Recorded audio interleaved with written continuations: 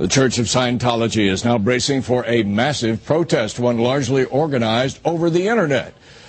This is a particular concern in Clearwater, which is, as you know, Scientology's international religious headquarters.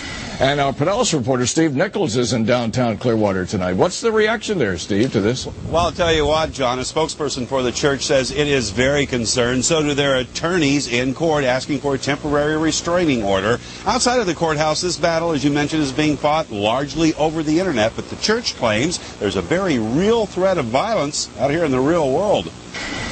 A few weeks ago, the Church of Scientology saw protests at dozens of locations, a mass criticism organized by an internet group known as Anonymous.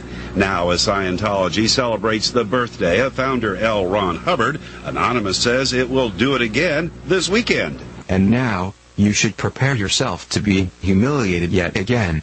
We are preparing an even larger rally that will take place on March 15th, the birthday of your beloved L. Ron Hubbard.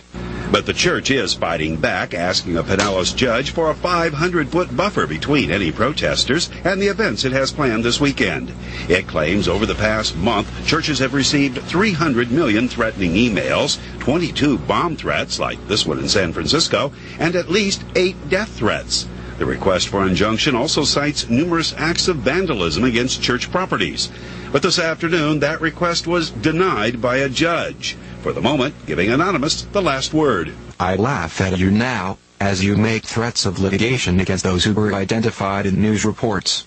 You have no case, and you cannot hope to gain anything from such frivolous action. By the way, today's judicial decision may not be final. The judge left the door wide open to another try tomorrow. And another interesting note, the church, as part of its evidence, submitted this DVD and also posted this DVD outlining its allegations against Anonymous, posted it on YouTube. They gave me the link to go to this DVD so I could watch it on YouTube. The link had been hijacked.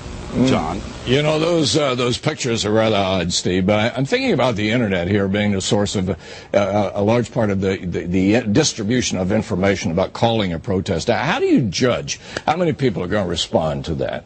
Hey, you can't really tell how many people will respond, and even more frustrating from a reporter's perspective is all kinds of things are posted. You don't know how many are be posted in reality, or people who are serious with their threats, people who are just playing, people who are really a part of Anonymous or just pretending to be part of Anonymous.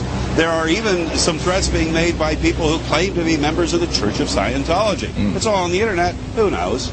Kind of a little test of the internet, isn't it? Sure. Thank you, Steve. Kelly.